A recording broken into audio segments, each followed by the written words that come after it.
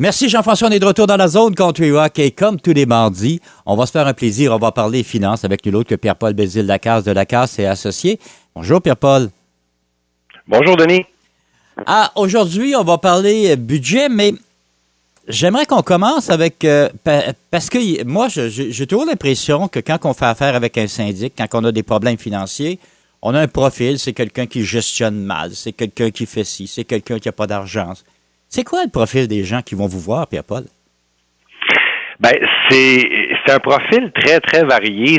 T'as raison que c'est ce que les gens pensent souvent. Quand on donne des présentations, là, on le pose d'emblée. Quel genre de profil vous pensez que sont nos gens? Puis on a 3 pages de profil, finalement, pour dire que c'est vraiment un peu n'importe qui. T'sais, on a des gens qui vont venir nous voir, la mère monoparentale, sans pension alimentaire, qui va réussir à arriver avec 2800 de revenus par mois, incluant les allocations. Puis on a aussi des fois un couple qui gagne 8000 $ clairs, puis ils ont de la difficulté à arriver, tu sais. Fait que c'est très, très, très varié. Les raisons sont diverses. Des fois, c'est budgétaire, des fois, c'est plus dette, des fois, c'est conseil, tu sais, des fois, il y a des aspects légaux ou de patrimoine familial, de séparation. Il y a plein d'affaires là-dedans. Et donc, les profils sont variés. Mais essentiellement, les gens viennent pour soit qu'on les aide à déterminer quoi couper dans leur budget. Ils arrivent avec leur budget, ils disent là, on a tout essayé, on n'est pas capable, puis là, on veut savoir qu'est-ce qu'on coupe. Des fois, oui, il y a des choses à couper, mais des fois, c'est restructurer des éléments sans nécessairement couper. On ne veut pas tout juste passer l'âge dans les dépenses. Sinon, ben, d'autres, ils vont venir parce qu'ils voient bien que les dettes descendront jamais. Donc là, on gère vraiment la partie dette. Puis, il y en a qui veulent tout simplement des trucs pour économiser aussi. Là. Fait que c'est tous des éléments qu'on va aborder avec les gens. C'est pas des profils qui sont similaires. Et plus les gens ont des revenus, plus il y a des dépenses qui sont inconnues par les gens. Moi, c'est assez frappant. Là, quand les gens gagnent autour de 8-9 000, là, un couple, là, clair, on trouve toujours 2 000 $. En fait, il y a 2 000 $ qu'on trouve pas habituellement. Alors que plus les gens sont serrés, évidemment, ils savent où ils dépensent habituellement. Mais quand même, des fois, il y a des surprises quand on le met sur papier là, pour des gens qui gagnent 2 800 $ par mois, l'exemple que je donnais tantôt. Si on trouve 150 $, c'est une différence majeure dans beaucoup de cas. Fait que c'est quand même très varié. Ouais, ça me fait penser au phénomène de la cigarette. Quand les gens arrêtaient de fumer, ils disaient que leur budget allait être plus évident à gérer. On se retrouve dans une situation similaire, mais avec un budget régulier, là. Oui, puis l'être humain, de la façon, en tout cas, moi, comment je constate que l'être humain est fait, c'est que si on arrête une dépense, comme exemple la cigarette, on s'en trouve d'autres dépenses. C'est bien plate, mais okay. Cette démonstration-là a été faite aussi pendant la pandémie. On en a parlé, là, peut-être un an. Qu'est-ce qui est arrivé au niveau des taux d'endettement? Les taux d'endettement étaient autour de le taux d'endettement par ménage là, était dans les 180 % et a baissé à 130 % et a remonté à 180 % tout de suite après. Donc, au bout de la ligne, les gens se réendettent et là, ils se sont réendettés comment? Quand le gouvernement a arrivé avec les programmes et tout ça, les gens ont tout fermé. Là, à ce moment-là, les gens ont moins dépensé, ont récupéré de l'argent. Ils se sont réendettés principalement en hypothécaire. Donc, les gens trouvent des façons de venir savoir. Puis c'est un peu la discussion que je voulais qu'on ait aujourd'hui. C'est la grosse différence là que je remarque entre les gens qui s'en sortent bien en toutes circonstances, puis les gens que c'est plus difficile, c'est ceux qui vont être capables de faire la différence entre désir et besoin et ceux qui sont capables de retarder la fameuse gratification. Et ça, il y a eu plusieurs études là-dessus. Puis les gens qui sont capables de retarder la gratification, c'est ceux qui s'en sortent le mieux à long terme. Ça veut dire quoi essentiellement? Là, c'est être capable de dire, j'économise aujourd'hui pour demain. Cette qualité-là, cette capacité-là, c'est ce qui va faire que les gens à long terme s'en sortent. Je vais prendre quelques petits exemples. Là.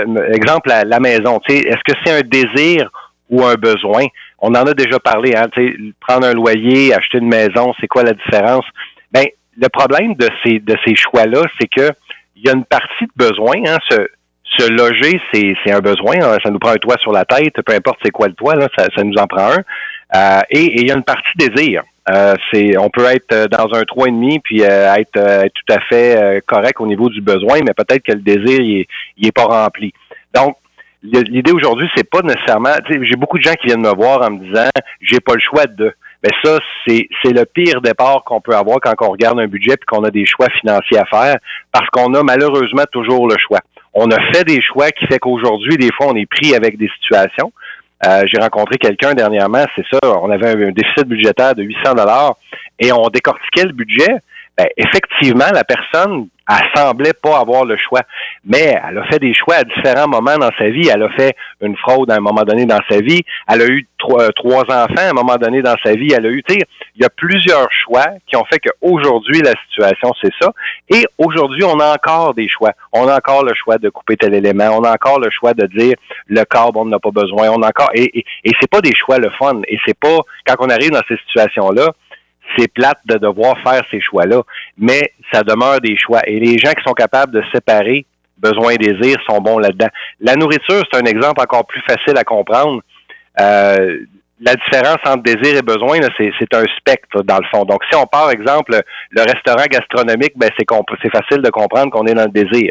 Après ça, on va aller, exemple, au restaurant rapide, le fast-food. Ben, oui, c'est moins cher, donc on est plus dans le besoin qu'on pourrait penser. Mais en même temps, on a un paquet de calories vides là-dedans. On sauve de l'argent, mais on perd notre santé à long terme, on perd de l'énergie. Donc, il y a un coût à ça, entre le désir de manger rapidement.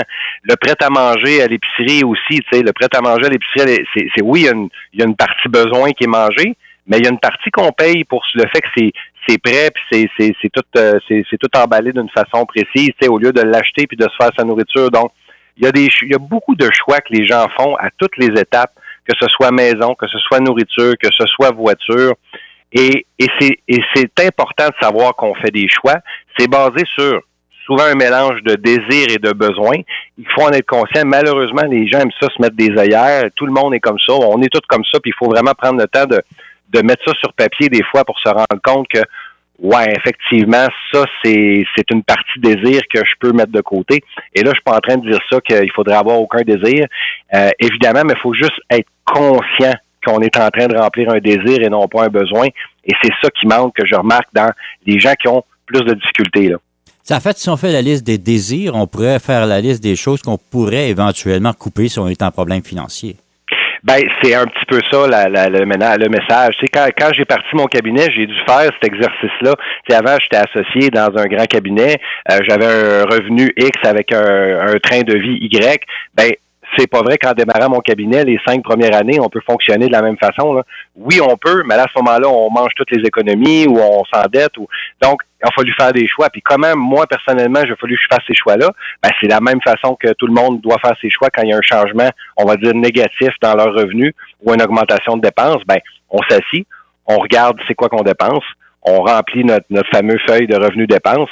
Et après ça, ben, on fait des choix. Et on fait des choix de couper sur certaines activités. On fait des choix de couper sur le choix de nourriture qu'on va prendre. On fait des choix. Tu sais, c'est tous des choix. Et à partir du moment où c'est des choix, puis qu'on sait que nos désirs sont déjà identifiés, parce que cet exercice-là, je le faisais dans ma vie, j'étais parfaitement conscient qu'il y avait un paquet de désirs dans le budget. Ben, à partir de la journée où on fait ça, ben, on est capable de passer d'un budget de dépenses familiales de 100 000 à 50 000. Et ça peut être assez, wow, c'est énorme comme différence, mais oui, il y a un gros volet de désir dans ce qu'on a. Tous les véhicules récréatifs, le type de voiture qu'on choisit, le type d'habitation qu'on a, il y a beaucoup, beaucoup de désir dans tout ça. Et c'est correct d'en avoir, mais quand vient le temps de faire des choix, ben, il faut pas se tromper, là. Il y en a qui vont faire le choix de manger moins, mais de garder un véhicule qui vaut 80 000. Ben, la personne fait les choix qu'elle veut, mais après ça, faut pas se comparer aux autres dans les choix. Il faut fonctionner avec les choix qu'on a fait. Et j'ai trouvé ça très le fun, là, la semaine passée, je pense. J'ai eu une auditrice qui m'a appelé puis qui m'a demandé, me dit, vous avez parlé d'un budget, c'est plusieurs semaines, puis elle voulait avoir l'outil, fait que j'ai tout simplement expliqué l'outil, j'ai présenté l'outil, j'ai envoyé. Ça me fait toujours plaisir d'avoir ça. Ça veut dire qu'il y a des gens qui disent, ouais, OK, je vais faire l'exercice, je vais vraiment le faire avec les bons outils. Et ça, c'est parfait. Puis ces gens-là, ben, ils ont la possibilité après ça même de nous reparler pour poser des questions. Puis ça, c'est sain. C'est ça qui fait qu'on évolue puis qu'on se pose des questions, parce que c'est dur de regarder sa propre situation puis d'être parfaitement impartial. Fait que quand on a un tiers qui vient voir puis qui vient porter un œil différent, ben, ça veut pas dire qu'on va tout prendre ce qu'il va nous dire, mais ça peut nous faire nous questionner sur nos habitudes. Ben, ça aide à réfléchir des fois d'avoir un miroir en avant de nous qui nous montre la réalité de ce qu'on a au niveau budgétaire, comme dans bien d'autres situations, ça nous permet de faire le point. Oui, puis on se compare souvent à des gens qu'on connaît. On va se comparer, exemple, à nos amis, on va se comparer à notre famille. Moi, j'ai la chance de voir un éventail excessivement large de gens. Fait que souvent, les gens vont venir me voir et dire, hey, là, moi, j'ai une situation, je suis sûr que tu n'as jamais vu ça. Ben, malheureusement, ça arrive plus vraiment à ça. Donc, on a tellement vu de choses que les gens, on essaye de leur changer. Des fois, on les compare avec des gens comme eux. Et là, ils se rendent compte OK, ben je vis les mêmes choses, j'ai les mêmes problèmes, même s'il y a des spécificités dans le problème de chacune des personnes, il y a toujours des noyaux communs à dire OK, il y a vraiment ce volet-là, que ce soit une problématique spéciale au niveau de la santé mentale, au niveau d'un handicap, au niveau d'un problème de jeunesse, au niveau d'un problème avec la CNESST, peu importe le type de problématique, ça revient toujours. Il faut revenir à la base entre désir et besoin, retarder la gratification et trouver une façon de se sortir des situations qui sont pénibles. En tout cas, de mon côté, du moins du volet financier. Oui, ça devient intéressant. Ce qu'on dit, c'est que les situations se recoupent. Donc, on retrouve souvent la même situation, mais on ne retrouve probablement pas toujours la même réponse, la même façon de faire, même si c'est une situation similaire, hein? Ben tout à fait, parce que les solutions vont varier en fonction de la volonté de la personne, parce que c'est rare qu'on a une seule solution pour un problème. On a toujours 2, 3, 4 solutions pour un problème, et des fois c'est un mélange de solutions. Fait que les choix que les gens vont faire dans les types de solutions vont être très très différents d'une personne à l'autre. Et ça, ben c'est chacun fait ses choix. Par contre, les types de solutions, ben maintenant on vient les connaître, on les offre. Et des fois, ben on en trouve une ou deux que les gens n'ont pas pensé parce que justement, il y avait des œillères. Tu sais, exemple, les gens penseront pas nécessairement au covoiturage, au taxi, au transport en commun. En Abitibi, c'est pas comme, tu sais, oui, covoiturage pour les gens qui font des long runs, qui vont faire qui sont des mines, par exemple, ils vont y penser. Mais les autres, pensent pas beaucoup. Fait qu'il y a des solutions comme ça mais il y en a pour tout, là. Il y en a, la colocation est pas pensée. Louer une partie de sa maison, c'est pas nécessairement toujours pensé. Et c'est pas les premières choses qu'on va faire, puis c'est pas nécessairement ce qu'on souhaiterait, mais c'est des façons de se sortir d'un problème. Puis des fois, ben quand on compare ça avec d'autres solutions, ben c'est ça qui est l'idéal. Donc l'idée, c'est de sortir des solutions avec les gens, de leur présenter qu'est-ce qui est possible. Puis après ça, ben des fois c'est de mettre en action. Des fois, il y en a qui ont plein de solutions, mais qui ont de la difficulté de se mettre en action. Ben là, des fois, ces gens-là, on va leur donner des trucs pour se mettre en action. Donc, oui, ça va varier d'une personne à l'autre, mais essentiellement, il y en a toujours des solutions, là. C'est vraiment très, très intéressant. Encore une fois, le temps coule trop vite. Le temps coule toujours trop vite.